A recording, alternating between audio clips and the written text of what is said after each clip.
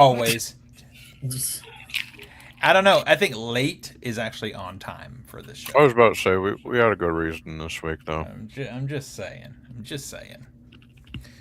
All right. So you said we want to do Lanterns first and Spider-Man after, in case Tina has time to jump in, right? Yes. Okay, perfect. And I did send her all the linky stuff, but I know she'll just probably come in the room with you, but she has it.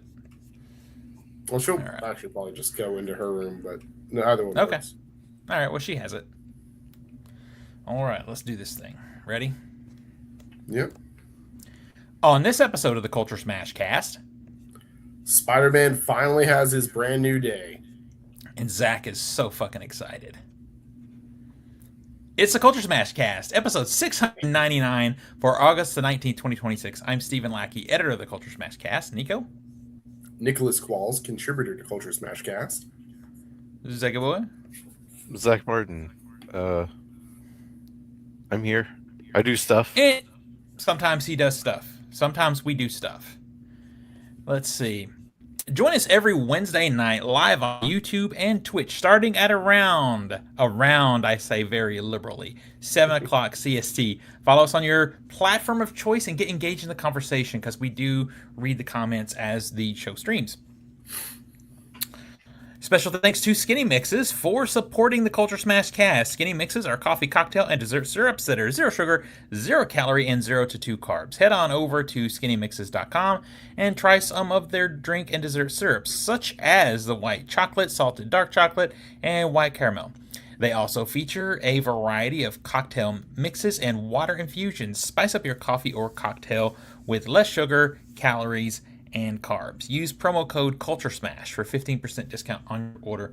And I'm assuming all the pumpkin stuff is coming soon, Zach. All the pumpkin flavors are probably coming back anytime now. Yeah, let's go. I know. We're ready for. I don't care about pumpkin shit, but I'm ready for the fall.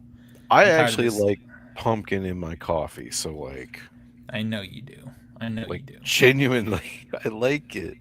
And I know you do. Because I'm a bitch.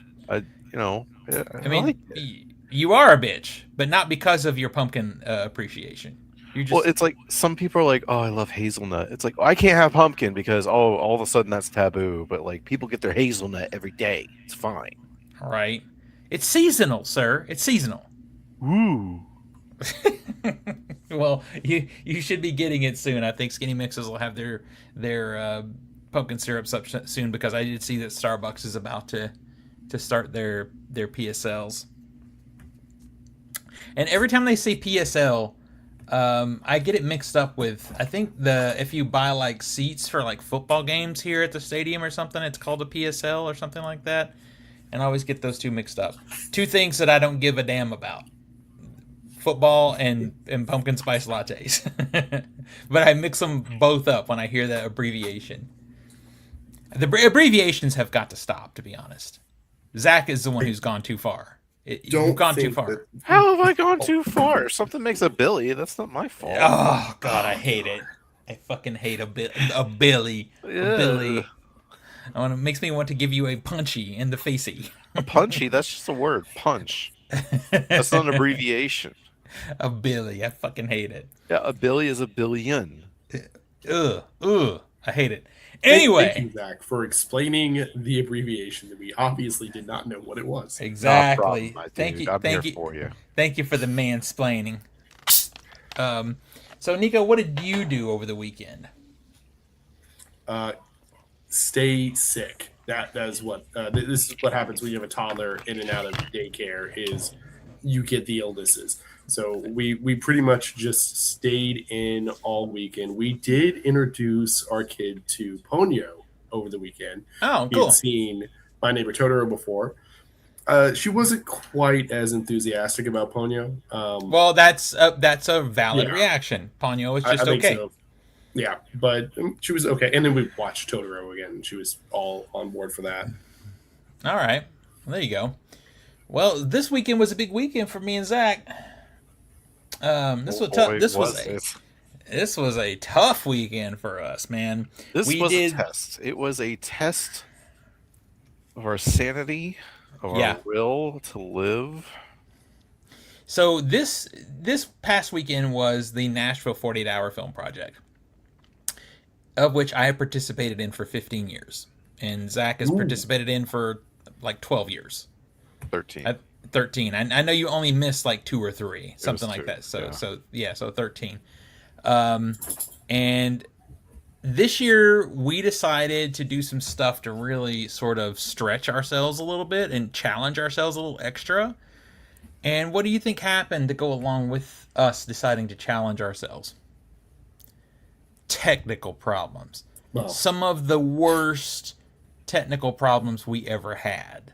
It's not even close. It is Yeah, like and not just of the 48-hour shoots we've done, of any shoot we've done. This we've this had some problems, but we've had worse this problems where we're like, I don't know, we'll figure that out over the next week and a half. This is like, you have 6 hours to figure this out. yeah, this was rough. So Saturday we just sort of had, I don't know. I guess Saturday's technical issue was something that is kind of common. So we were shooting in a location that has a bunch of Wi-Fi repeaters all up and down the hallways. And when we were trying to shoot in those hallways, it was interfering with our microphones big time. Like, there was an instance where it's like, well, maybe if we get closer within vicinity, it will fix it. I put the receiver on top of my camera as I'm following our actor 6 feet in front of me, and I would lose signal. I'm like, oh my god! It Like, it in our final take, if you listen really closely, just a little bit, it's it's still and there. it's like we had this location from 8 a.m. to 8 p.m. and we lost 2 hours just figuring out how to get around this one problem. And what we had decided to do this year, of course, Nico disappears, but that's okay. That's okay. And his camera just went off. Perfect. No, there was a light and it went out, Oh, okay, there it is. and Oh, got there's it. a light and it went back on. And, you there know, he I is. was trying to be quiet and deal with my dog and not interrupt the show. No, So I gotta call you out. It's important. apparently, But anyway, we got past that problem, and we had decided this year we were going to do some visual effects work, which made everything more complicated. We had to shoot blank plates of the scenes where there was going to be VFX, and we did a blend of VFX and some good old fashioned Ed Wood practicals too, and on top of that, just having this technical issue Saturday was rough. And we had the space we were in. We had an agreement to shoot from 8 to 8, but by 4 o'clock, the person who was managing the space was ready to go home, and you could tell. And he made it very painfully obvious to us over and over again, and it was the anxiety that it caused was insane. I mean, we also had some technical camera moves that were There were complicated. there were some very very challenging camera moves that we wanted to execute this time, which just took forever. They Well, just it's like took a long time. the actors are like, "Is something wrong?" I'm like, "Yeah, it's on me. Y'all are doing great. Just do it again, so I can Yeah. try another attempt at doing this." Yeah. So, but we did make up time, and we shot. We left that facility at little before 8, like we said we would, and then we came back here to my house and shot till I don't know 11:30, 11 or It's about 11:30 at night. 11:30, 11:40, So something like clearly, you can tell this was a big one because that's a long shoot day for us. Last year was not nearly that late, and this year it's 11:30. that. Man. So we get up Sunday morning to okay. So after No. after everybody left, I'm like starting to import the footage from the cameras because we wanted to get ahead because we knew we were going to be spending a lot of Sunday rendering VFX. So Yeah, we want to get ahead of the game and have it be transcoded and have All it that at stuff. a certain quality the night before, so that Sunday when we wake up, it's all done. We're ready to exactly. you know, So start we start the first card and it's going fantastically. I go home And because it's Zach's taking like- forever. It's 12:45 in the morning. It's 1 a.m. I'm going home. Yeah, so Zach goes home, and I stay up to switch the cards, to switch the card 2. Because that's all And- you really have to do is just switch it, and you're set it to import, and then go to bed, which was what I was going to do. And I switched the card to, I set it to import, and the application, which we use for that, Final Cut Pro, crashed. And I'm like, okay. So I open it up, I set it to import, put the card in, it crashed. And then just started crashing. Ooh, I couldn't import any more footage. So then I started working on it, tech supporting it, troubleshooting it. Finally, it's like 2:51 in the morning. I give up and go to bed and get up super early. I'm back up by 7 the next morning working on it. 8 a.m. I roll my ass down there. Or no, it was 9 a.m. You showed up at 9 Yeah, a.m. yeah, Yeah. 9. It I, was 8 a.m. Saturday to call. Yeah. I ended up getting on Apple Care on the phone with them, trying to figure out this issue. And we're to the point where I haven't even imported a single bit of footage, and we're usually starting to edit around 9 o'clock, and nothing has been done other than the one card that we imported that went fine. And we went for hours trying to figure out a solution to the problem. Finally, by 11 something in the morning, it's like close to 11:30. Yeah, 11:30 in the morning, we have a solution in place. So we've lost almost the entire morning of editing time. And this movie, if you're new to what the 48 is you start a film on Friday night and you submit it Sunday night by 7:30 p.m. and it's lunchtime and we haven't even started cutting yet. And of course, it's the fucking year where, oh, let's do special effects. Let's really push ourselves. Yeah. You know. And we're like, we start editing, and fortunately the solution was, there was a solution to get this computer that we're on right now, get it working well enough to edit. And then our music person, Catherine, has 2 Macs. She has one for her personal stuff and one for her work. So she brought the work Mac over here, and we divided and conquered. We were editing on this computer, and I was rendering the VFX on the other computer, trying to save us time. But which in the future we're doing that. We're just going to do that from now on, because on a morning when we start editing on time, that would have been an incredible opportunity for us. But by the time we get the movie done,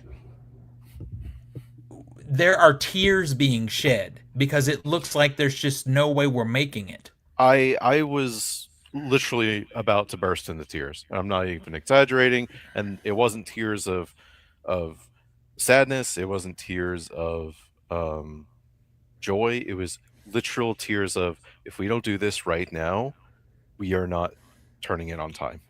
And I need you to hear me. It is now or never. And it was to the point where we were still uploading at 7:30. We usually like to be done at 7:30. It was still uploading. So we had started at like 25 after 7 or something like that. No, yeah, it was about 25 after when we started it. And it's and everyone's uploading at the same time, and there were 60 teams this year. So the servers were slow as fuck. We tried it on Steven's Wi-Fi. We tried it on Zach's hotspot Wi-Fi, and then us having this issue last year, I brought my Ethernet cable and like wall hooked it up, and then it went through. But it was failing on the Wi-Fi system. Two entirely separate Wi-Fi systems. Sunday morning, the level of stress that I was going through is something like I don't think like that. Yeah, I don't think I've experienced that before, because it was looking like we just weren't going to edit at all because it wasn't working. You know, and the solutions would have been initially to go to Zach's computer and try to edit. What the hell? All right, well, let's wait a second and see if he gets back in. So we don't have to recap for him. Yeah. Oh, there he is. He's coming back in now. That was pretty quick. You blew it. Yeah, that was purely me.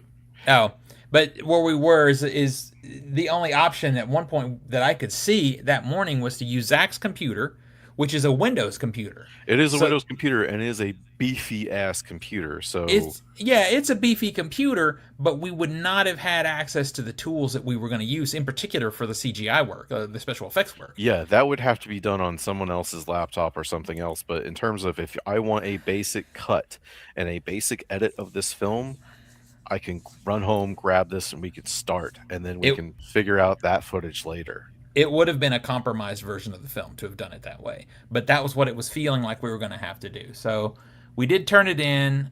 It's a fun little movie.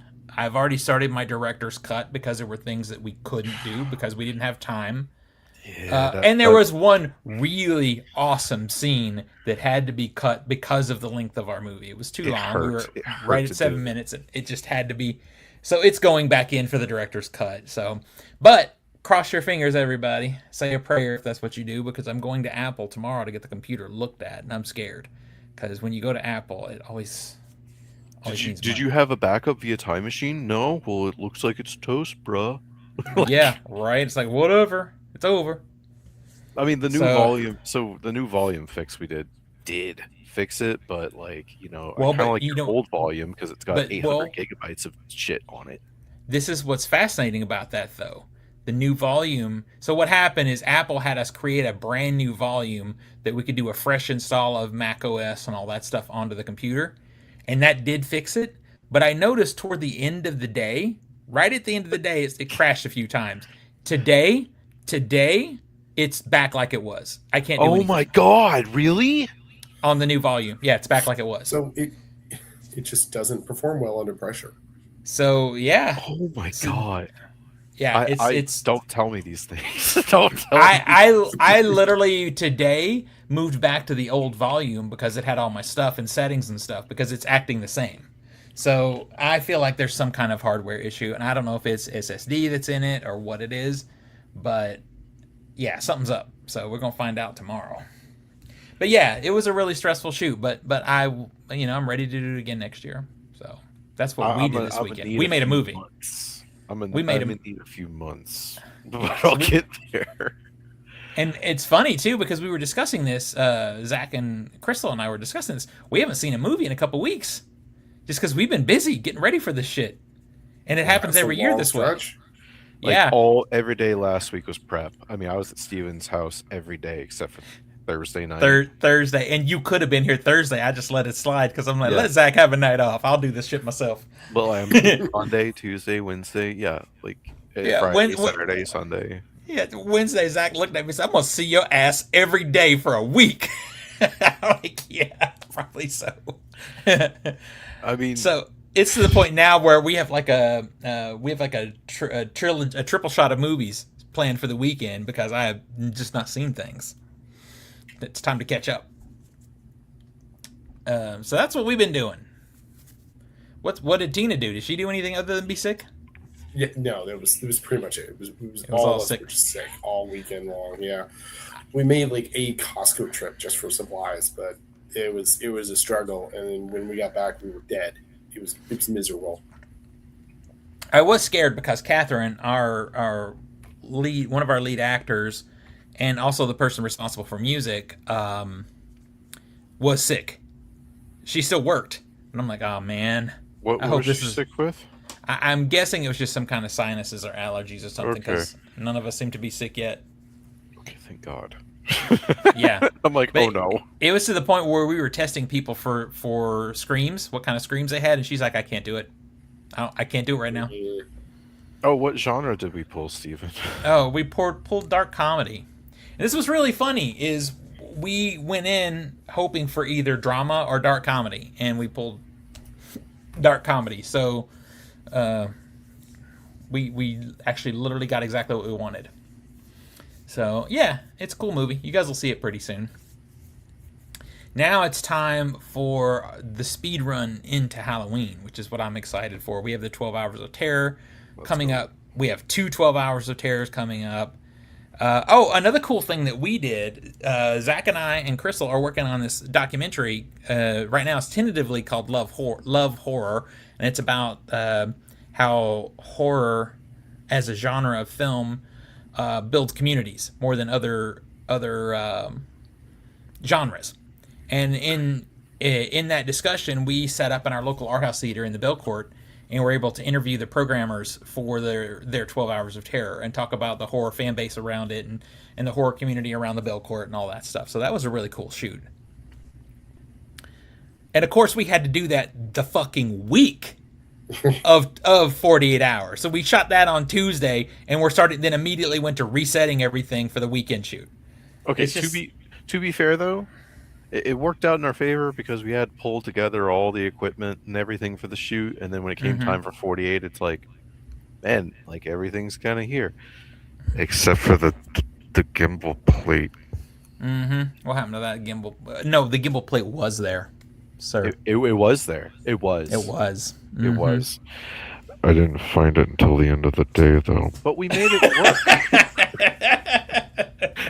we made it work. We did make it work. I wanted to do the first shot that we shot on Saturday was a gimbal shot. So I'm putting together everything. I'm like, where's the fucking gimbal plate?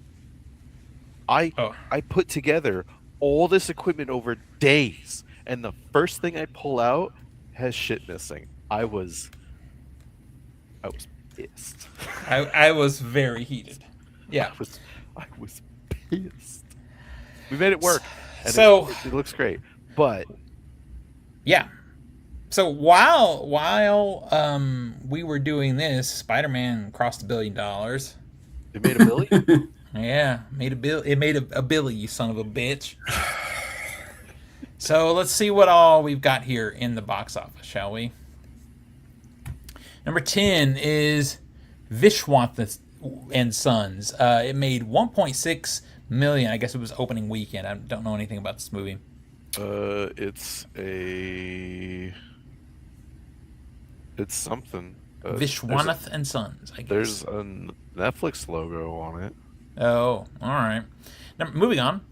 Number 9 is One Night Only. It made another 2 million. It's made 9.8 million. I'm hearing this movie is awful. I've heard it's just. Oh, I heard awful. Number 8 is Toy Story 5. It made another 2.4 million. It's made 475.5 so far. Also a Billy. Yeah, it's made a Billy. Mm-hmm. Disney Steven, finally gets a win. stop it. Okay, good. I'm glad it's bothering you too. No. Spread the brain cancer. No. Oh, hell. The mind cancer.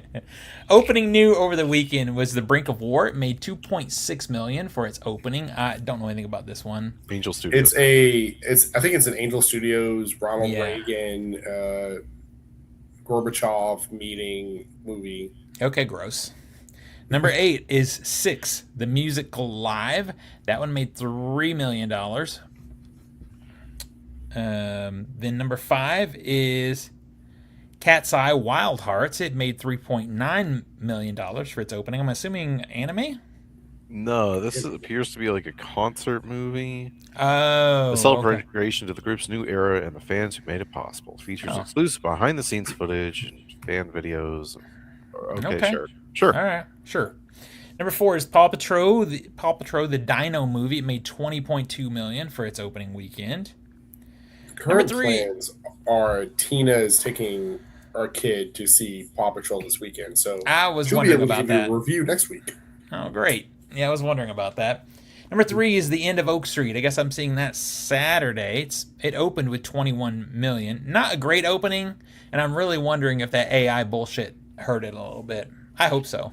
I mean, honestly, none of the trailers kind of interested me. I mean, honestly, like regardless, this was not a good time to open a movie. Look at the next 2 movies. It's true. It's true.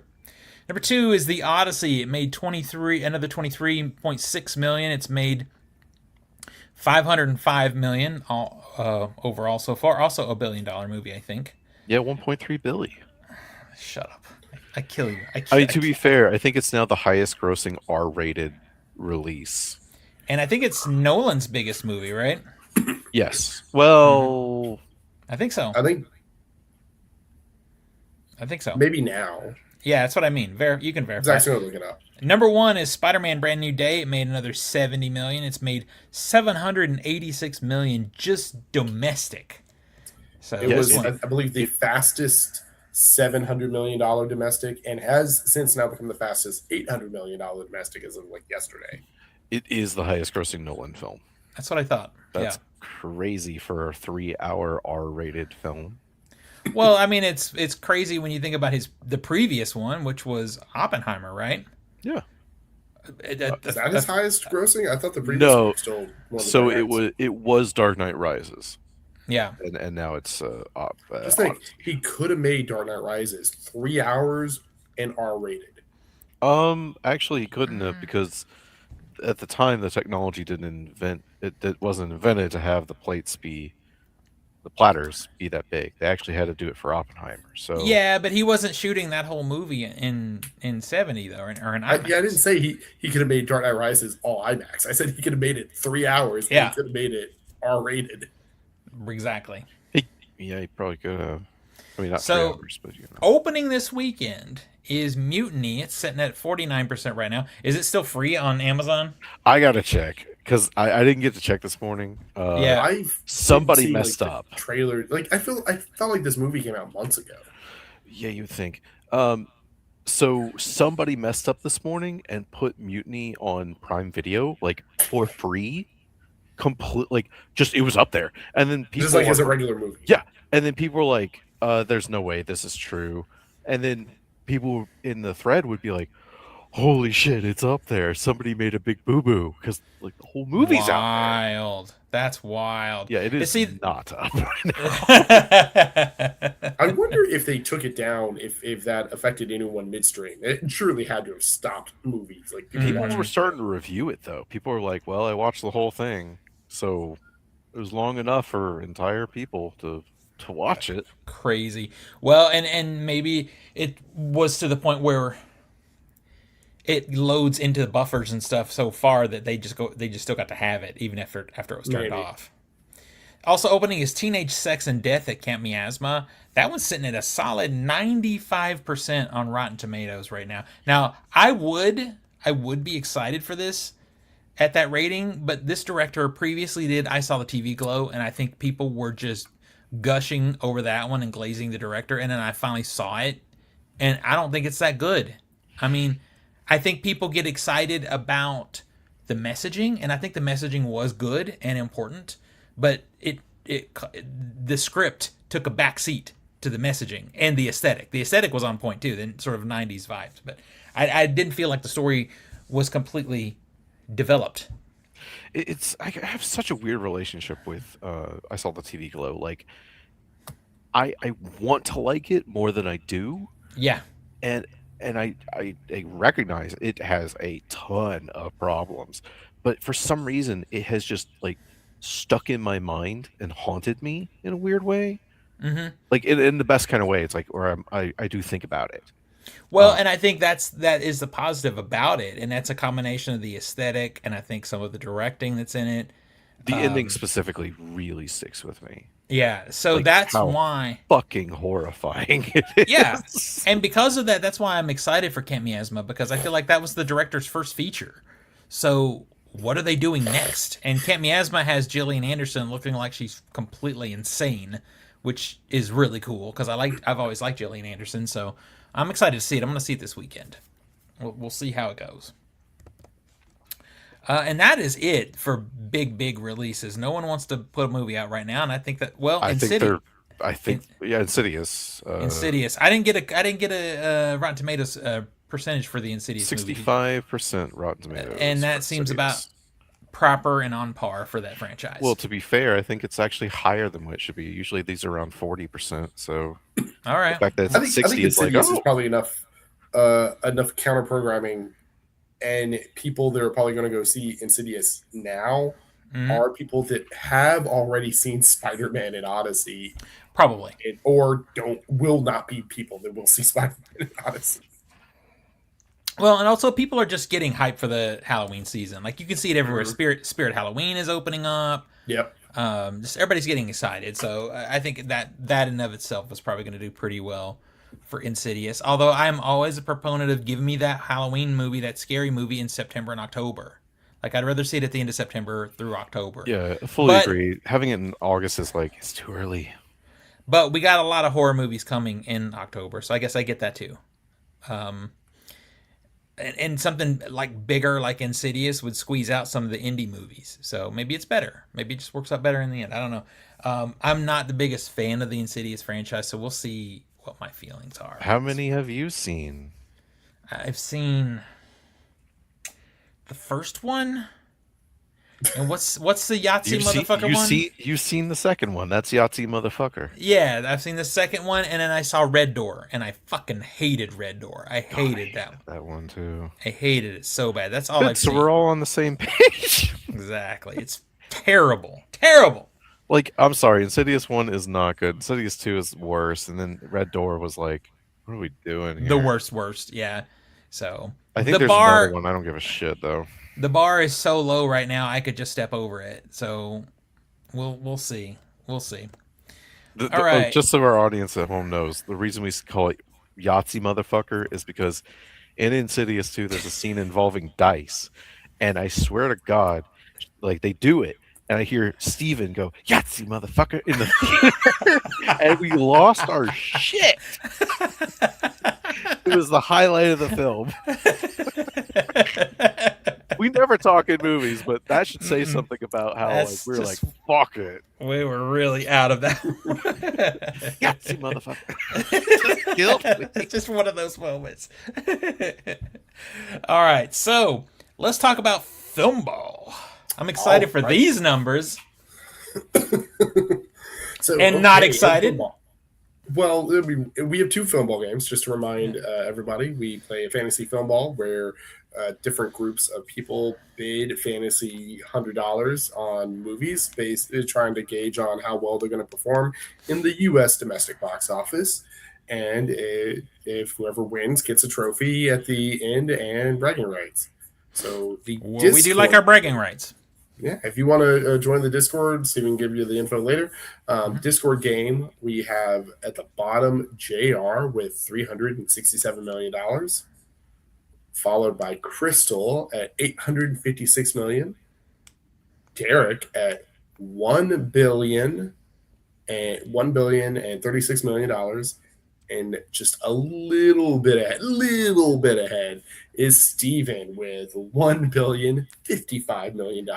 Yahtzee, motherfucker!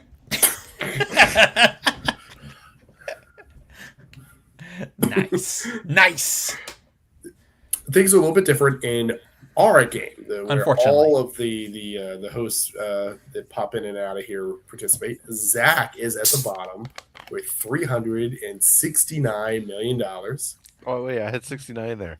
Nice. Yeah, nice. Not so nice. Nathan is ahead of you with $430 million. Tina is next up at $676 million.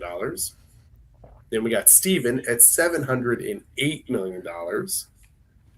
And then this guy at $1,114,000,000. There is a gap between you and me, Steven, of $405 million. The gap between wild. You and me is more than what Zach has. How's that feel, Zach? You couldn't even team up with Zach to catch up with me. Look, I stand by my game in this particular round. I played a solid game. It's just no one... Like, we knew Spider-Man was going to make money, clearly. Yeah. But I didn't know it was going to be that much money. And damn. I think historically, it's a good bet to go for a Spider-Man movie. And yeah. This one did phenomenal. It did extra good. It definitely outperformed any expectation that any of us had. Yeah. But I mean, that was a lot of my bet. Like I'm a Spidey fanboy. I was gonna go hard in on it regardless, but I just it did really good, and I'm pleased. Well, and you picked up a couple of decent movies to buffer it up too, I think. So yeah, it's not the only. I didn't go I have Spider-Man and then 1 or 2 other movies, so that really does help bolster my numbers. There are other movies coming out still before the game is over, but our game is essentially over because no one's making enough money. The only person who could do it is me, and there's not enough movies out there to. So I can keep this. Exactly. The only thing we can glued it back. It's still holding. There you go. The only thing that could happen, I guess, is some positions could change. I don't know who's got what left coming out, but that's the only thing that could happen. But our game is essentially over. Yeah, Tina's got 3 movies that haven't come out yet. I still have I get Mutiny. So, Oh shit. but I also have Coyote Voice versus Acne, which comes out a little bit later. I don't think Mhm. that'll do much either. Nathan has 2 movies. One just opened. You've got 2, but you do have Insidious. So yeah, see Insidious. Yeah, and but you exactly. also have Dog Stars. Zach has the Cutoff, which I don't remember what that one is, and he has Break of War, which just opened to Oh, good. Get that Angel not so Studios. healthy number we just covered. So I'm just Yeah. host, man. So all I'm happy to hear is that Insidious. Since I have Insidious, I'll maintain my position. No one's going to pass me because Insidious is probably the biggest moneymaker left in our game for new stuff. I would imagine. Mhm. I want Dog Stars to be good, but I don't know. I we'll see. It's not going to make money even if it is good. But our next game, if you're listening or watching this later, our next game will be held on September the 2nd. We will live stream the bidding for that game, so you should jump in and play along with us and watch the nonsense, because the bidding is clearly the best part of this game. It's the most fun, other than the bragging if you're really killing people, which is also, pretty delicious, just gonna say. So yeah, there will be 2 games that first week of September. The Discord game, I'm not sure what time that's going to happen just yet, but we'll be announcing that pretty soon. Alrighty, so moving on, we did get a chance. I watched it today, like before this episode. When you told me you had seen it, I thought, well, let me get it watched because it was on my to watch list. I just haven't, clearly because of everything going on, haven't had a chance to do it. But the first episode of Lanterns came out, and this is the HBO Max series based on the Green Lantern Corps, I guess. More than just Green Lantern, it's the Green Lantern also, Corps. I just realized the title of the episode in StreamYard, you have antern instead of lantern. Oh, perfect. Well, I'll change that later. Okay, but yeah, sorry, continue. I was rushing. So, yeah, so this... I have thoughts, but I want to hear what you have to say about it. Zach, have you seen it? No. You can Okay, go ahead and so spoil it. You can spoil it because I he'll never don't get around to it. care. Yeah, well, okay, yeah, I'm going to spoil this. I'm divided. Like, I like bits of it. I like the interaction of the 2 leads. I think they work well together in this like fun bickering trainer dynamic. I thought that was really well, but the maturity that it's going for feels discordant with the rest of the material. Particularly when you get to the bit about the post bar scene with John Stewart and the pickup at the bar, and I'm like, that is more than I would have expected the show to go for, and things like that. And it is, I don't know, like I want to see more of it. Like, there's enough here on the bones. It was like I kind of want to see how this plays out, particularly how it plays out the murder mystery that we get at the end of the show. We see 3 timelines, although it's really probably just going to play with 2. So the show starts, and you can watch the first 5 minutes on YouTube. They posted that up. Starts in like 1996 with a young John Stewart, like a kid, watching the TV and learning about Hal Jordan, revealing that I am Hal Jordan, the Green Lantern. Green Lantern has apparently been existing for 10 years at this point. And then it jumps to 2016, where John Stewart is now an adult and being trained by Hal Jordan as a backup or a replacement. There seems to be a dispute between the 2 on that. And then it jumps ahead to 2026, so modern day, and you get a particular murder mystery. I won't go like that spoilery into that one, but it's I don't know. I'm torn. I think it's too early for me to make a call. There's enough on there that I want to watch more, though. So it's interesting because I'm also torn. I'm also not committed and not and I'm still willing to watch another episode or 2. But I just couldn't help but think to myself, Sony has spent so many years up till now trying to make Spider-Man almost a cosmic hero, and DC is taking a cosmic hero and grounding him. I just ultimately don't give a fuck about watching a Green Lantern procedural about a murder mystery. You know, I know eventually it's going to go to space and it's probably going to be Sinestro and all this stuff. I think Sinestro has already been cast. But it's like, I was happy we weren't getting a full on origin story. But at the same time, it does feel like another one of those TV shows where, kind of like how Daredevil doesn't get his suit till the last episode, and you're like, "What the fuck?" This feels like we're not going to get real Green Lantern fun stuff until the end of the season. And I hope I'm wrong, but this is definitely what it feels like.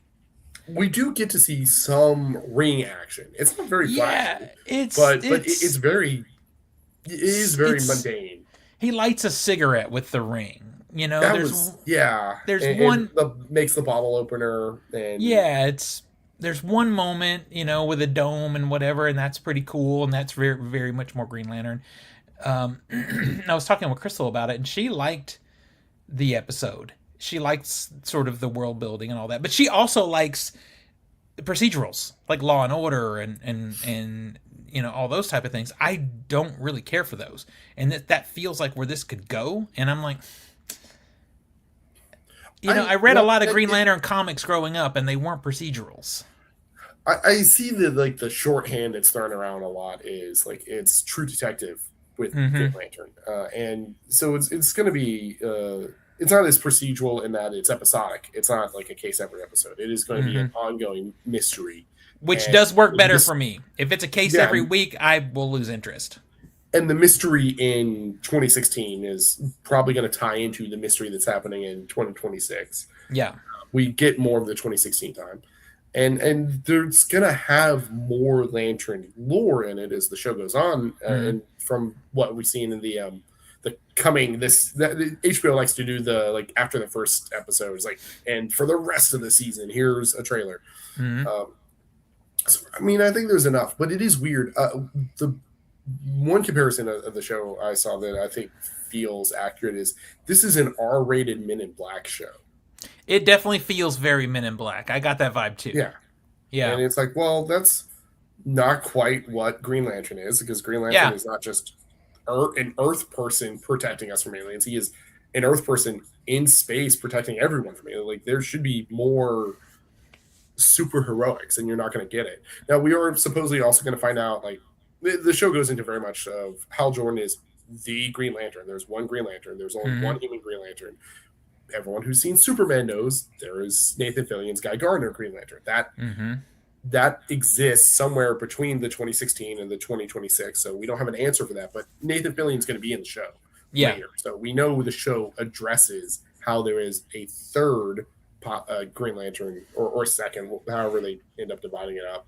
And, you know, that's the one thing that has been done with the Lanterns in general in this new iteration of the DC Universe is they seem kind of goofy. Like, I love Nathan Fillion, and there's some funny parts with his Green Lantern, but why are they so stupid, kind of? Why is it... It's weird. It's like childish comedy to me. And then when you look at this show, like you said, that childish comedy is here again. It's just kind of like a doofus kind of thing. But then there's a lot of F-bombs and some sexy time to make us remember, oh, we're on HBO. And I feel like that stuff, I'm always down for edgier versions of comic books, but it also feels kind of wedged in. Like it's, you don't get really the sense of this is supposed to be a united core of galactic space cops. They're like... it really seems the portrayal of like Kyle Chandler's Hal Jordan. I like Kyle Chandler in the role, but he's a very jaded, tenured beat cop. He talks about it on the show at one point. It's like, I don't wear the uniform anymore because it's just like I don't have to. Yeah, it's not special anymore to wear the uniform, and I don't like it. It's like, okay, I get that reasoning, but you are a superhero in a superhero TV show, dude. That's part of the job. Exactly. I'm not saying Kyle Chandler is objecting to it. It's just like this is just the character that's been written in the show. It's like, and we will see him in the costume. It's just, it is weird to kind of have that kind of I don't want to say that it is actually contempt for the source material, but Mm-hmm. if It you're kind going of feels like to it. be if you're going to be a comic book superhero, be a comic book superhero. Exactly. And that was my argument with Crystal when we were talking. I'm like, I like the world building and I like character development. I want all that stuff. But also there are certain beats. You know, it's like a horror movie. There's supposed to be in a slasher movie, you're supposed to get an unaliving every 7 minutes. There should be a murder or something, you know, and in a superhero movie there should be laser blasts and punches. There's shit you expect, you know, that you want. And I don't have to have it every 7 minutes, but just make sure it feels like it's integrated into the storytelling, and it doesn't feel like it right now. And ultimately, this is just sort of the setup episode. Maybe it gets better as it progresses. I don't know. But I've I will always say loved it, Green Lantern. I love his power. I love the weird shit he can do with his ring and all that stuff. And if we don't get that, then I'll probably, you know, move along at some point. I also feel the meme joke that has been going around the whole internet pretty much, the whole bit about like that is all you know about as a native Nebraskan about Barack Hussein Obama when he's interrogating the alien to try to Mm-hmm. trip him up on actual opinions, not just facts. Yeah. And I I laughed, but I felt bad, and then I keep seeing that joke twisted in other, that's really all you know about X as a native Y person. And I'm Mm-hmm. like, yeah, that is the joke. I don't know how I feel about that joke permeating through the pop culture this week as much as Yeah, it has. agreed. And I also just didn't like the character. It's unfortunate, but I didn't like the character using Obama's full name because it just makes me think of someone else that does it every time they say it, and Yeah, I hated it for that. I do agree. I agree with that as well. I mean, like I think it was clever, but it was a bit too politically pointed that I would want from this material. Agreed. Um, Agreed. I do. The weird thing is like they're in Nebraska for a Mm-hmm. lot of the episode, and so you get a very Nebraskan accent, which is close enough to. If Tina was in here earlier, actually, she could have said something she's been doing, which is watching a lot of Fargo lately, the TV show Mm-hmm. Fargo. Right. And so you get a lot of those thick accents, and I just kept jumping to that Fargo accent right out of this, and I'm like, Mm-hmm. is this a season of Fargo I'm watching that just happens to have Green Lanterns in? Yeah, I don't know. I wanted to be more excited because I've always liked the Green Lantern character, but we'll see. It's not a no for me at this point. It's a you better sell me in episode 2. That's what Mhm. it is. Um, I like both actors. I think they're perfectly cast for their roles. Um, I just need to see them do something. I need to see a little bit of, like, I don't know, superhero fun. That's what I need to see. Yeah. You know, so let's see. Let's see. Overall, it's just for me. But like I said, I always try to give at least 2, sometimes 3 episodes. It used to be 3 episodes for me, but now when you have a series that only runs like 8 episodes for a season, that's a lot. So I'm giving you 2. I give you 2 now. When you ran 15 to 24 episodes, I'll give you 3 episodes to set up. But damn, if you're only running 8 episodes for your season, you better be up and going by episode 2 at this point. And it could be another WandaVision situation where I really love half of that season, and the other half I don't really care for. So Yeah. we'll see. We'll see. All right. Is Tina available to talk about some Spider-Man with us? No, well, I guess we'll just go ahead and get to it. If she joins, she'll join. She can jump in on the back end of the conversation. So Yep. you just saw it. So let's start with you. It's more recent for you. Zach or me? You just I saw went it. opening night. Where were you? Exactly. I mean, I guess I just saw it, in that I saw it a week and a half ago. Which is later than us. Okay, all right, fine. We talked about this about a couple weeks ago, when getting your initial vibe on it without actually going into a review. Yeah. I think we went about 3 out of 5 stars. 3.5. 3.5, which is what I did. Two. Is I also went 3.5. Like we were seeming to be in the same general ballpark, and I don't know if I've warmed up on it more. Like I'm maybe more 3.6 or something, or but generally I'm still in the same area. It felt like it could have been better. Like like another pass at some of the scripting and running through some of the logic holes the movie has could have made it a little bit better without having to radically change a lot of the movie. I do like a lot of the Spider-Man action. I think it's a lot of the fight choreography is really good. You have a very agile, jumping around Spider-Man, Tom Holland, and whatever stunt people that are occasionally maybe in the suit instead of him, Mm-hmm. moving really good, and the camera following pretty well. There were some bits where I think the CGI is uneven. Like it still doesn't have is iconic of some of like the web slinging scenes as like some of the even Amazing Spider-Man movies Yeah. have some really great shots of those. It doesn't quite measure up on that, but it still looked pretty decent. I do think this is the best performance of Tom Holland Spider-Man we've gotten throughout the entirety of his career as Spider-Man. Agreed. I agree on that. Yeah, Yeah. I think it falls short on really the antagonist. I mean, the movie Are is we in hampered by the spoilers? fact. Yeah, I think she's Okay. spoiler territory. Yeah, we're definitely in breakdown spoiler. I'm definitely going to bring up Jean Grey, the mutant who is an eventual X-Man, is Mhm. the antagonist of the movie. She's not the bad guy of the movie. The bad guy is, of course, the U.S. government, but Right. particularly one The bureaucrat. man. The man is the bad guy, and it's like okay, that's fair. But she's the antagonist. I think her as Jean Grey is great. That rendition of Jean Grey, I'm excited to see in X-Men movies. But in terms of being a Spider-Man villain, does not hold up as well as some of the great Spider-Man villains we've had in all of cinema, and particularly in the MCU movies. Like you're running up against Michael Keaton's Vulture, Jake Gyllenhaal's Mysterio. As flawed as Far From Home is, Jake Gyllenhaal was great in it.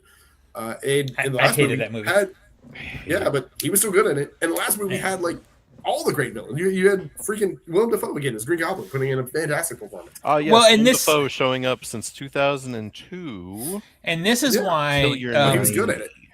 This is why Spider-Man 2 is, to me, still the best. One, it's a great rendition of the character, but also that rendition of Doc Ock is one of the greatest superhero villains on film, period. Yeah. He's so good. And he's still a sympathetic villain. Like He is. He doesn't have to be maniacal. I mean, he is maniacal in the movie, but I mean, you feel bad for him, especially when you get the fix at the end of the movie for him. I Yeah. was just rewatching the ending of Spider-Man 2, and it's like, man, some of the CGI doesn't hold up as well, but the For rest sure. of it, like all the character stuff is great.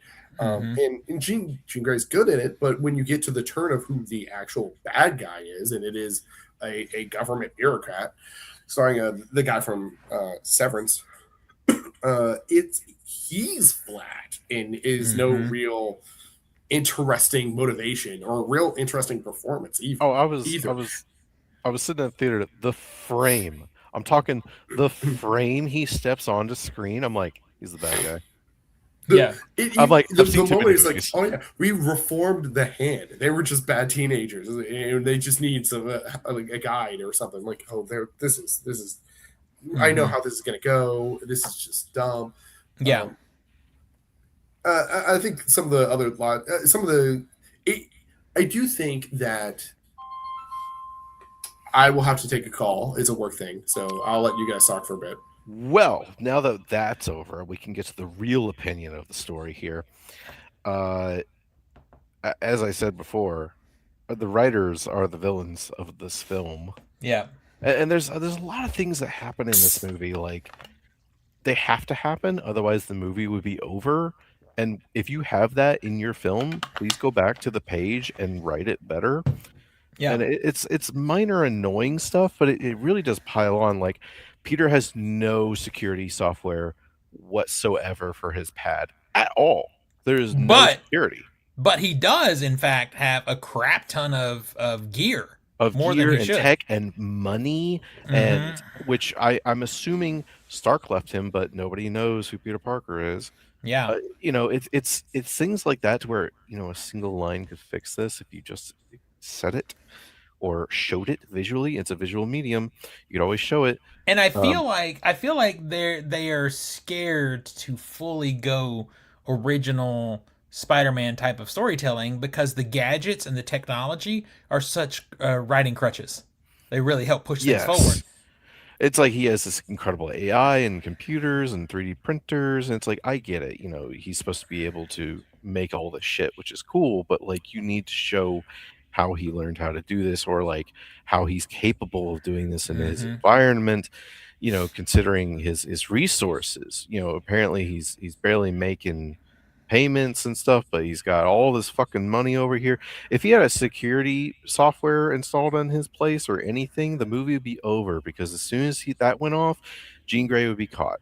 It's little nitpicks like that. Another one is Jean Grey possesses Punisher and seeks, the Hulk gets sent out on Spider-Man to distract him, so that Punisher can set a 2-minute timer on a door to blow open. Why is it a 2-minute timer? Because if they had set it for 15 seconds, the movie would be over, because Jean Grey would have killed a bitch, and then the bad guy would be dead. Of the real bad guy of the film would be dead, so that Spider-Man could save him. It's all these little things, and there's multiples throughout the film. Those are just the big ones. I was in the theater going, that's fucking stupid. Like, I was like, oh, what the fuck?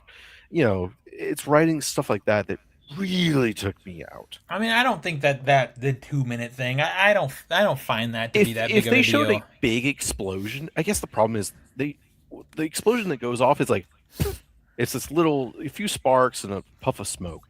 You need 2 minutes to get away from that. Again, if it was a big explosion, yeah, they got to get away from that thing. It makes sense why they said it that long. But if they had said it for 10 seconds, the movie would be over. Well, but who's setting a bomb for 10 seconds? They got to get away when they set the bomb. Oh, no. Good thing I have an avatar to go and do that so I don't get hurt. Punisher is the one under the mind control of Jean Grey. Jean Grey don't give a fuck about Frank. Well, it just depends on if you're looking at Jean Grey as a killer. She kills people in this movie. And that's the problem. Jean Grey... WandaVisioned. No, it's okay. Let her go. You don't understand what she had to go through of not having a sister. Which, that whole... It's okay. She can kill people now. It's fine. Yeah, Fuck you. Showing a dark side to the character is kind of good. Because you get set up for what could be Dark Phoenix later, but just having her flat out just going out murdering people kind of makes it hard for her to be a good guy later, because it's zero punishment.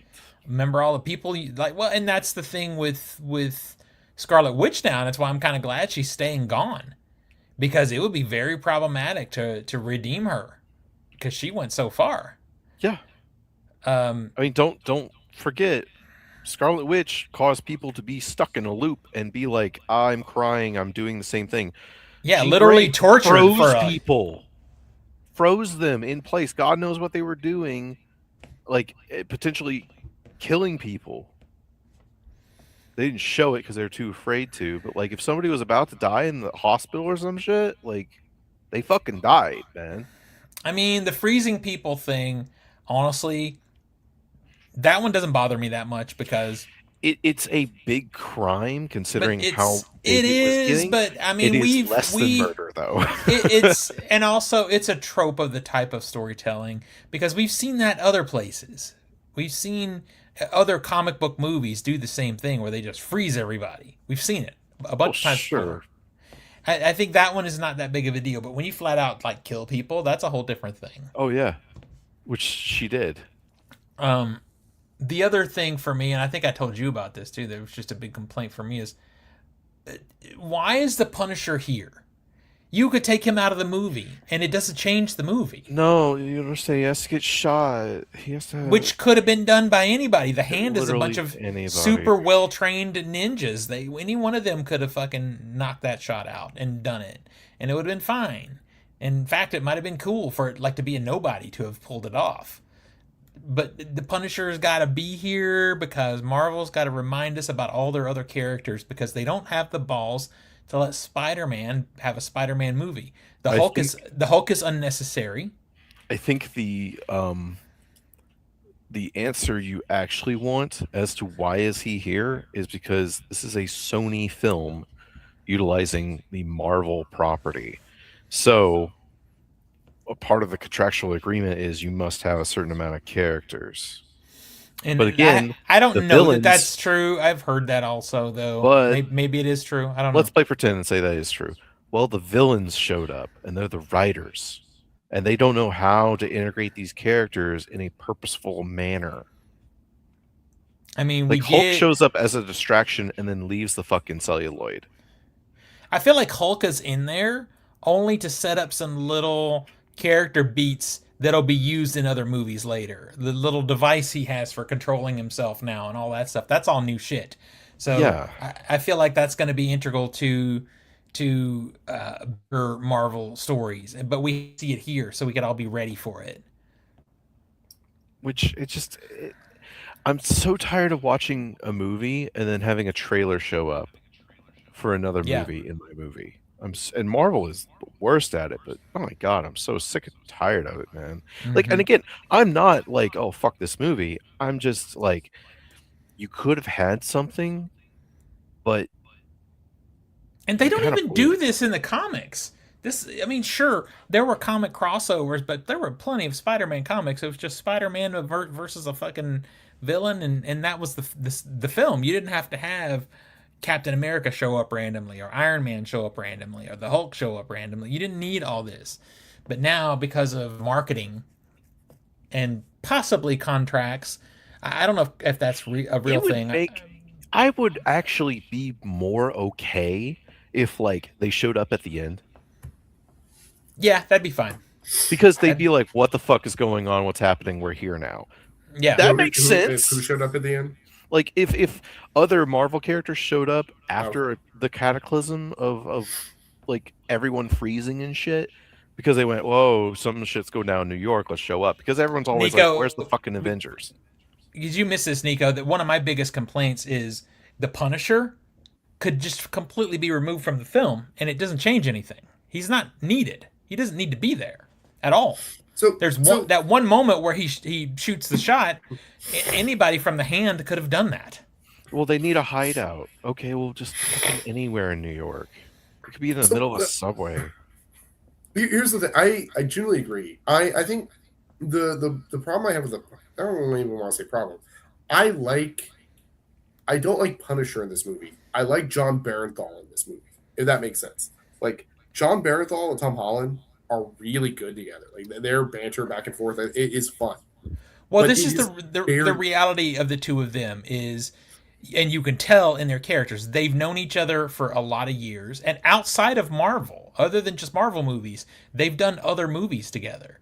Yeah. And one really funny anecdote that I saw. The number 2 movie that's in the box office. Yeah. They actually shot each other's pitch videos for these characters. I mean, so yeah, I get that. They really are buddies, and you can tell, you can feel it. But yeah, like I said, it's a very disconnected version of Punisher compared to this same John Barenthal Punisher that we've gotten in the TV show versions, in the Daredevil show, and his own shows. So it is very weird. But I feel bad saying I don't want this Punisher in the movie or to cut this Punisher because their interactions are some of the better parts of the movie. I think in one bit I was going to get to when I got my work call is this movie compared to the other Tom Holland Spider-Man movies. I feel like those movies are more reliant on this being kind of like an Avengers spinoff movie that it's all not really, it doesn't feel like a Spider-Man is holding his own movie. It's like Tony Stark Jr. in the first in Homecoming. And that kind of spills into Far From Home, and then in No Way Home is this whole nostalgia anniversary almost movie. So it's not really him standing on his own, but this one feels it has similarly all these other comic book characters that aren't Spider-Man characters, but it feels like in a way that you would get in a random comic book crossover. Like you're reading an issue of Spider-Man and the Punisher's in it and the Hulk's in it. Like it feels more true to form in a way that I think holds up better. I agree And with that. Mhm. I agree with what you're with that as far as it feeling having that crossover kind of vibe, but it's because Tom Holland has not really. It's like they feel like now he can't carry a Spider-Man movie and just be Spider-Man. That it all feels forced, even when it maybe is done more correctly. Although I would say I the feel Hulk like is it's the other way unnecessary. around. I think it's the other way around. I think that in the Marvel's going, no, we need Tom Holland to keep these characters relevant. Not we need these characters to keep Tom Holland Spider-Man relevant. That makes sense. I mean, it makes Yeah. sense. It's nearly criminal how Marvel has treated Mark Ruffalo's Hulk throughout the entirety of the MCU. It's like he was like one of the standout like new performances out of Avengers and Avengers 2. And it's like, guys, give him. I don't care what you got to do with Universal. Work out whatever licensing issues you have. You've pretty much lost the time because he's an older dude now. And Yeah. I would be fine with an older Hulk, but you're kind of running out the clock. And I thought it worked for the film because in terms of like the problems Spider-Man's working on and where we see the Hulk as there's a mirroring that works really well. And that's also another reason why Punisher I think worked too, is because like the problems that Peter Parker and Spider-Man has in the movie are mirrored in those two characters. Like the isolationist and cutting themselves off from the world is in the Punisher side. The dealing with this unwanted transformation and how to control yourself is dealing with the Hulk side. So it made sense to those. As much as I like Florence Pugh and will not object to seeing her in a hot tub, that could have been completely cut out of the movie. It was unnecessary. Yeah. 100%, man. Yeah. And it's like no one knows who he is, but he sure does seem to be connected, because he's made friends with the Punisher and with her. And it's like it still feels like it's like the technology. You missed that part of the conversation. Is they did strive to make him a little bit more of a ground pounder, and this story overall felt more like a Spider-Man story, more of a ground pounder type of story. He's not saving the world. He's more saving New York or whatever. But he still has excessive amounts of technology. And what's his job? And what is his job? Where's his money coming from? He could have been like remote tech support. That would have been the easiest thing. It's like he's a high-level remote tech support job. How funny would that be to have him swinging around taking tech support calls? Yeah, that would have been funny. He could be highly paid. It would justify payment. It would justify him not having to work with people in an office or anything. He could do that remote. It's a throwaway line. You could have done that easy. And that's that is one of the things when this movie is trying to deal with the dichotomy of the spider versus the man, the Spider-Man versus Peter Parker elements. Like part of that is Peter Parker holding down a job. That's why he is doing a very poorly paid freelance job at the Daily Bugle in the comics. I understand not going that route. That does not work in media now. But he needs to have some job struggles to maintain struggle of who's who. So yeah, I think that was an area where the movie was weak at, and I think that was one of the logicals. I think another pass could have hopefully fixed, but we missed it on that one. Well, and you also get this cowardice from the studio and from the writers because they set him up at the end of the best part of the last movie was the last like 5-10 minutes of that movie. And they're afraid to let him just own that as a character, so they really got to go ahead and get him reconnected with Zendaya, and they're getting connected. Oh my God. They're resetting his connection with his I forget his name, the other friend that he has, Ned. They're rebuilding all that so that they don't have to like work their way out of it dramatically like a real that pissed story me would. off how the movie ends, and it's like, and we're right back where we were, and why did we even like make those changes if we're just going to end right back where we were? Fuck you. And the Mary Jane, I understand that Zendaya is a name. She is a big name now. And if she's going to be in a movie, we got to give her something to do. But they just keep adding talent, different things that she can do, and areas of study, and all this stuff to her character, just so she has some lines. Like she got this whole other backstory now about where some scientific thing she was studying and then just didn't follow through or something, so that she could help fix a problem that really amounted to nothing in the overall scheme of the story. It was just let's give Zendaya something to do. I hated it. Get a no name character to play Mary Jane that can play the part. And I'm not saying don't make Mary Jane crucial to the story and don't give Mary Jane, good agency and everything. Do that, but make it make sense with the character. Oh, here's a question I have for both Tina and Nico. How is your audience? My audience was fine. So they were like, you're asking like hype levels or just general behavior. Or, We went opening night and it was fucking awful. Oh yeah, you guys mentioned that. We talked about it in the last episode. Yeah. Yeah. So Tina and I had almost the same experience, and sorry for speaking on her behalf, but she relayed this to me because I went one day and then she went the next day, and I told her when I was in there before movie started, I saw like a family with an infant brought into the movie, and I'm like, this is going to be terrible. This is going to be miserable. They had noise canceling headphones on the baby, and I say this as a parent of a 3-year-old. Like I would never do this, but they had a noise canceling headphones on the infant, so there at least there's that. But I expect this baby to go crying throughout the whole movie at some point. But no, mine was perfectly chill, like napped or something. And we lost Steven. Tina apparently had a toddler crying throughout the whole movie, so I looked at it. Just, I don't know. I should expect it at this point, but my God, just going to a Marvel film is like going to Walmart, man. Yeah, it is. I don't know. I guess when is like the diehard fans that will be respectful going to go to the movie? Like Thursday I remember, yeah, Thursday night, I guess. Although I don't even know if that's the whole thing. Like the last time I went on a super hyped up like fandom movie on a Thursday night opening. Like the last time I remember doing that was when Force Awakens opened up. Like that was a movie when like everybody was there because we want a quality hyped up experience. So it was like because everybody there is there for it. Hey, and so you didn't have that kind of kid toddler situation there. But yeah, now I don't know. It's Thursday nights is still the night to go. We were just having this discussion about Doomsday, when to get tickets, and we're going on Thursday earlier in the day, hoping for a better experience because Spider-Man was bad. It like that almost ruined the whole thing for me.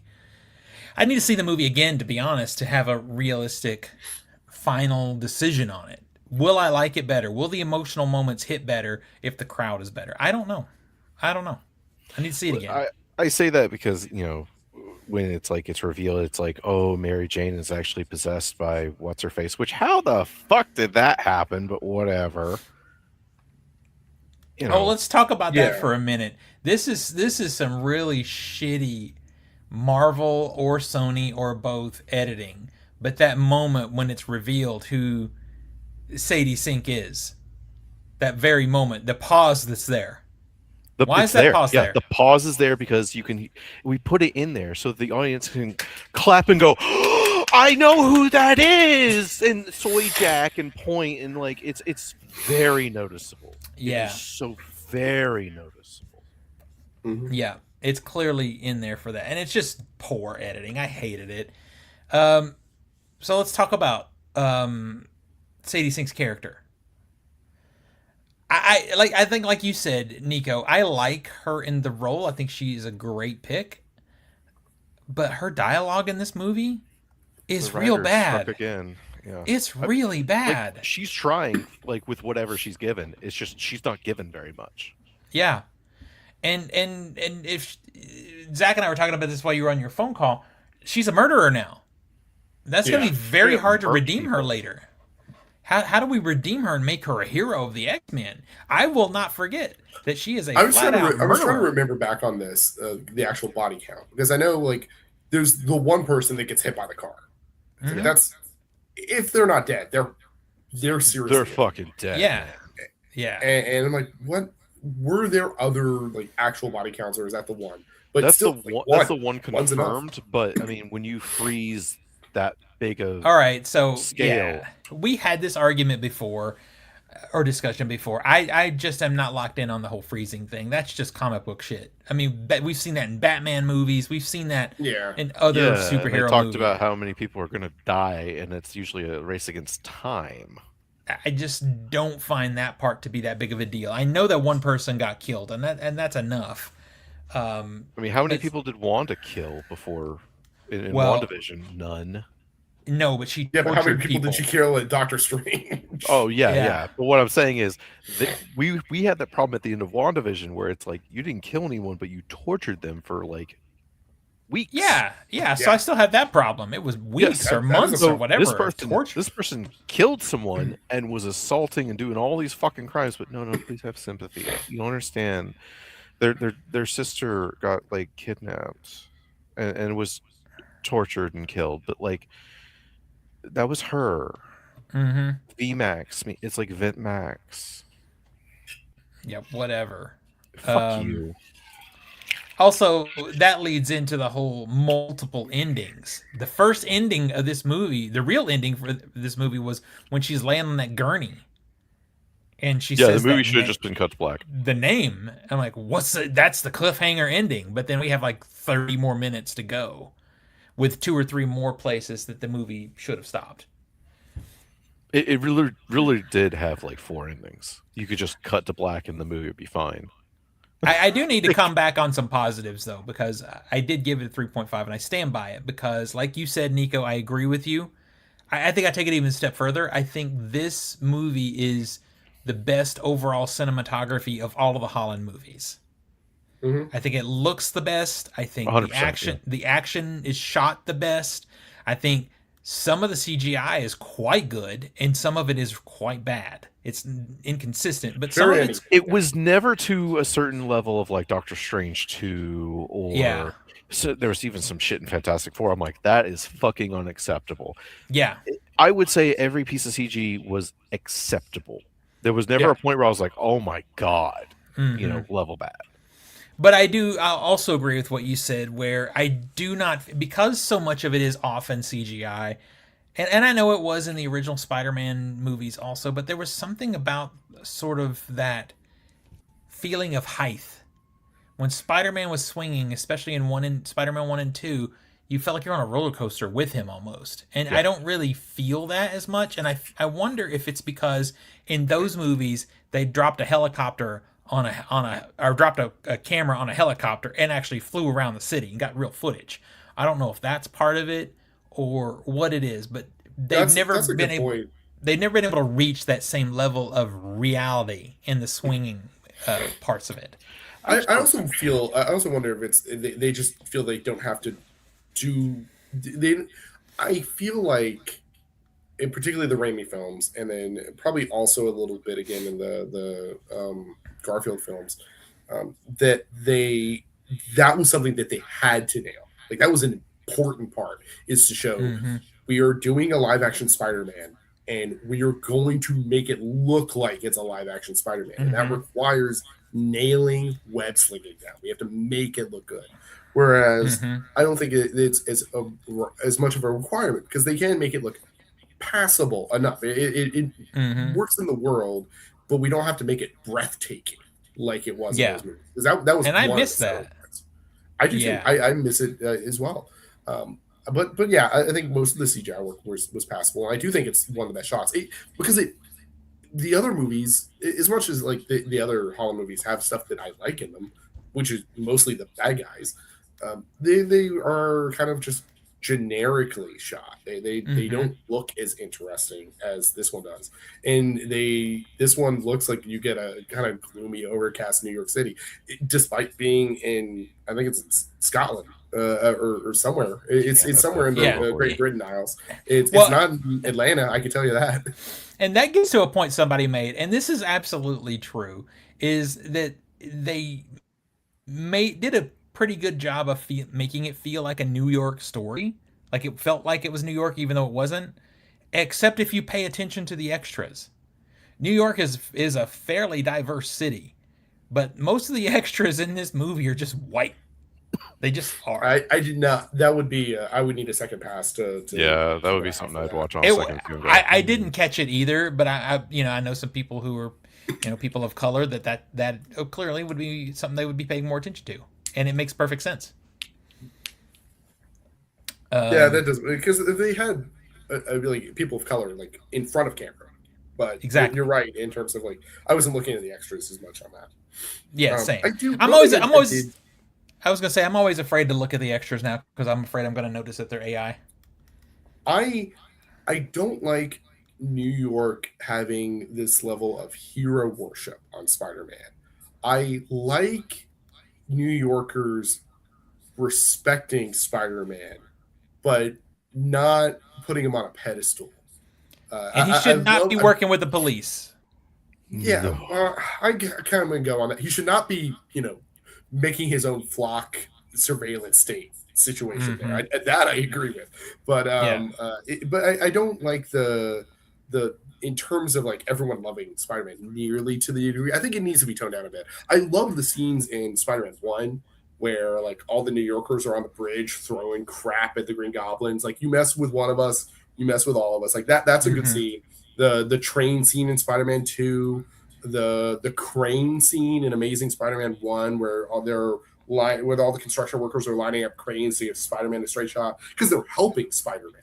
And they're like, Spider-Man is one of us. Like, we'll give him a hard time, but he's one of us, and don't mess with him. Like, I like that. The New Yorkers in this could use more New York abrasive mentality that I don't think they have. Yeah, I get that. And I agree with that. What do you mean you don't like? But look at the kid. The kid looks happy. Don't you feel like? Don't you like that kid? Come on. Yeah, that was okay. I'll end up picking this up because this movie was. Cops had to get in the hospital to rest. Well, how are you letting the Punisher stay in the hospital like overnight? That is ridiculous. Yeah, like, it's a little. You should see him climbing in out of a window or something like that if he wants to see him. It should be a little bit more of a work. But it's another situation of it's just a part and parcel with the sort of shortcut screenplay writing. I know it wasn't in that bit in the end when Punisher's in the hospital with Spider-Man, but there was a shot and cut scene with Rosario Dawson as the Claire Temple character from the Netflix shows. Oh, that's cool. In this movie. And that would have been a perfect way to explain how Punisher gets into the hospital if she's there getting him into the hospital and stuff. But that would have been great. That actually is a character that would be cool to see rather than one of the other superheroes. Let's see somebody who is really just of the city. That would be cool. That I would have enjoyed. Well, let's talk for a minute since we've been running a pretty good while. Let's wrap this up with talking about the post-credits scene. Oh, you mean the nothing burger? The nothing burger. Yeah, it was the worst post-credit scene in probably the entirety of the MCU because it was nothing. Well, you know what's funny about that is I'd be inclined to agree with you, but I also sort of lean into the fact that this is actually what post-credit scenes kind of used to be before the MCU. They used to just be something like that, if there even was a post-credit scene. I don't need a big setting up the next movie tentpole scene. We just watched Winter Soldier, and the mid-credit scene, not really post-credit, but like the mid-credit scene of like cutting to the other Hydra people, and then you have Wanda and you have Quicksilver and Scarlet Witch, and it's like they're going to be in the next movie of the Avengers. Like, I don't need that. That's fine. I like funny stuff in the post credit scene. It's just like humorous or something. I always love the Ferris Bueller in scene. It's like, what are you doing here? Talking to the camera and leaving. Just give me something that's fun that justifies me staying through the credits. Yeah. And this was like, okay, your Spidey tracker app shows that there's a Spidey sighting in space. That's all we get. So the weird thing about it is, one, it's do you suspend your disbelief to even believe that this Spidey tracker app could actually be a thing? Because it couldn't. Not really. I mean, it'd be weird to figure out how to like. I don't even buy it. But that Well, I mean, said, all the app is just people uploading when they saw Spidey. It's just reports of I saw I mean, Spidey in this area. That's so what the app is. I guess it's like ways, right? Yes. In that way, but if you know the secret invasion story, it's kind of a fun post credit scene because spoilers for Secret Invasion in the comics. One of my favorite things about the comics in the first run, the original run of Secret Invasion, is you would have a comic, you're just reading along, and then at the end, I guess they'd save the day, whatever the story was. Some character on the page would just fucking disappear. And it was happening across all the comics, and you didn't know really what You're was talking going about on. Secret Wars, not Secret. I'm sorry. Secret Wars. Secret Wars. I was Yeah. really confused for a moment. Yeah. I'm sorry. Secret Wars. Yeah. So I loved that. That was cool. And then when the Secret Wars story started, you found out all they were disappearing and going to this place. Now I feel like that would be cool if the next Spider-Man movie just starts with him suddenly in a new black suit, because that's what happened. And like the Amazing Spider-Man issue ended when he just vanished, and then the next issue he shows up and he's wearing the black suit. You find out in the Secret Wars miniseries later what happened, where it came from. Mm-hmm. But you see it first in Amazing Spider-Man, and he's just back from Secret Wars. Mm-hmm. I didn't take it that way. That might be interesting. That was not how I took the app. But, that's what I think is going on. Now I don't know, because they're crossing a bunch of places with their Secret Invasion story they had, and now they're bringing in Doomsday. So I don't know how all this comes together. But I know we were supposed to be getting some riff on Secret Wars that was going to bring all the characters together. So Secret Wars is the next one. It's after Doomsday. The next one is Secret Wars. So I know, and it's kind of weird because I feel like they ought to flip flop those. But okay, I don't know how this is going to work. But that's the way I took that. Is Spider-Man is now gone. He's gone to wherever everybody else is going to go to. It was silly, but at the same time, I feel like sometimes they give you too much. So I was either way on it. If the post credit scene were Punisher sneaking out of the hospital and like busting his ass or something, that would be funny. That would be something that makes sense. You just want comedy or some kind of. It doesn't even have to be comedy. It just has to be like just be something interesting. And I didn't find this very interesting at all. But I didn't have the Secret Wars thing angle does make sense. So I think I may reevaluate my opinion on that scene. And if it truly is that is, I think, a fun way to set that up. So that when I saw that, I'm like, that's kind of fun. That's kind of cool. Well, to the rest of America, it was boring as shit. Unfortunately, I gotta agree with Zach on this one. I mean, I sells what you're talking about too well to the uninitiated. I agree. Or even to the initiated. Yeah, I don't disagree with that. I don't disagree with it. Long ass credits to go. That's what you got for me? That's it? Okay. Especially when you gotta pee. I'm just saying. When you gotta pee, those credits were long. Yeah. Especially after this is your second film you've seen that night. Exactly. It's not even as good as the first. I'm gonna sit pretty steady on my 3.5 though. We'll see how it goes when I see it a second time, because I have to. Can I go like 2.75? Nope. That rounds up to a 3. Like, because I don't think it's as bad as a 2.5, but I'm not sure if it's as good as a 3. But I'm not like, oh, this is a piece of shit. I'm just like, it's fine. It's fine. If you are